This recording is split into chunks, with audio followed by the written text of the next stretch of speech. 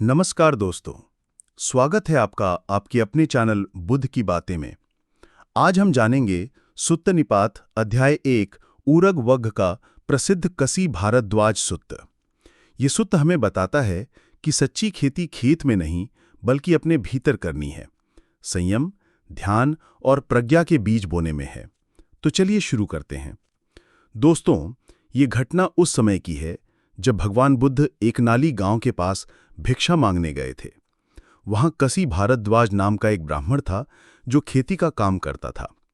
जब वो अपने मजदूरों को भोजन बांट रहा था, तभी बुद्ध भिक्षा के लिए आए। इस ब्राह्मण ने बुद्ध को देखकर कहा, हे गौतम, मैं तो खेती करता हूं, बीज बोता हूं और फिर खाता हूं। तुम भी खेती करो, बीज बो और फिर खाओ। यहीं से शुरू होती है एक अद्भुत वार्तालाप। बुद्ध ने बड़ी ही गहरी बात कही। उन्होंने कहा, सद्धा बीजम तपोवुष्ठि पन्या में युगणंगलम हिरि ईसा मनोयोट्टम सतिमे फाल पाचनम।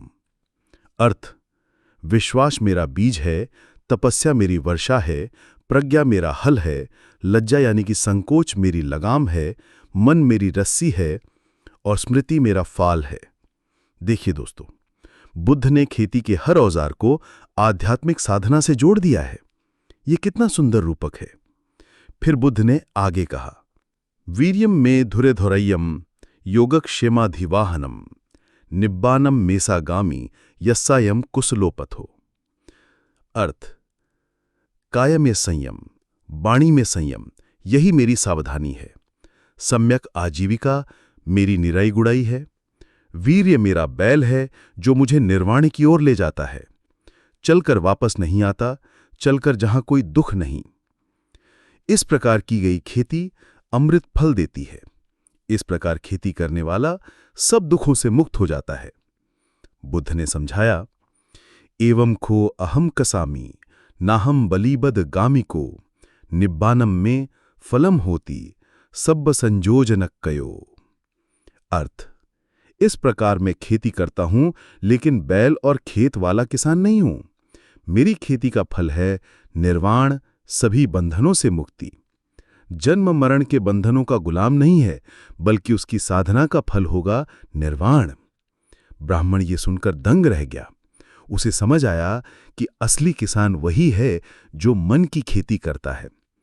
ब्राह्मण ने बुद्ध के चरणों में प्रणाम करते हुए कहा, अत्यंत उत्तम है हे गौतम, अत्यंत उत्तम है।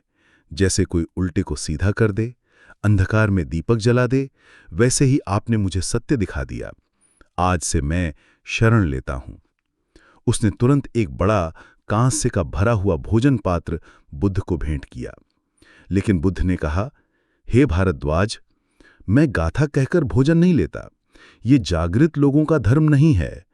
तुम इसे किसी और को दे दो। यहां बुद्ध ने एक और महत्वपूर्ण सिद्धांत सिखाया कि उपदेश के बदले भोजन नहीं लेना चाहिए। दोस्तों, श्रद्धा का बीज, हमारी आध्यात्मिक यात्रा श्रद्धा से शुरू होती है। तप की वर्षा, जैसे बीज को पानी चाहिए, वैसे ही आत्मा को तपस्या चाहिए। प्रज्ञा का हल, ज्ञान से हम अपने मन की जमीन को साफ करते हैं। स्मृति और सचेतना, हमेशा जागरूक रहना जरूरी है। संयम की निराई, बुरे विचारों और कर्मों को साफ करना। बाहर की खेती हमें अनाज देती है, लेकिन भीतर की खेती हमें शांति और मुक्ति देती है। संयम, ध्यान और प्रज्ञा ही जीवन का असली बीज हैं। जो व्यक्ति अपने मन को साध लेता है, वही सच्चा किसान है। दोस्तों, आज के समय में यह सुत्त और भी प्रासंगिक है। हम सभी बाहरी सफलता के पीछे भागते रहते हैं, लेकिन भूल जाते हैं कि सच्ची संपदा अंदर है। नौकरी, व्यापार, पढ़ाई, पैसा कमाना, ये सब जरूरी हैं, लेकिन अगर भीतर की खेती नहीं करेंगे तो बाहर की सफलता अधूरी है। ऑफिस में काम करते समय मन में शांति रखें। दूसरों के साथ संवाद में सच्चाई और करुणा रखें। हर दिन अपने विचारों और कर्मों पर ध्यान दें। धैर्य रखें, क्योंकि आध्यात्मिक विकास में समय लगता है। आज की असली खेती है। इस सुत्त से प्रेरणा लेकर हम रोजाना ये कर सकते हैं। सुबह मन में श्रद्धा का बीज बोएं कि आज मैं कुछ अच्छा सीखूंगा। दिन में प्रज्ञा के हल से काम लें, हर स्थिति में समझदारी दिखाएं। शाम को दिन भर के कर्मों पर विचार करें, क्या सही किया, क्या गलत। रात को कृतज्ञता के साथ सोएं। संयम बोना, गलत आदतों और नशे से दूर रहना, ध्यान सींचना, रोज कुछ समय शांत बैठना, प्रज्ञा उगाना, सही और गलत का विवेक रखना। जब ये खेती होगी तभी जीवन में सच्चा सुख और संतुलन आएगा। तो दोस्तों, यही है कसी भारद्वाज सूत्र की महान शिक्षा। जीवन की सच्ची खेती अपने भीतर करनी है। बाहरी खेती से पेट भरता है, लेकिन भीतरी खेती से जीवन भरता है।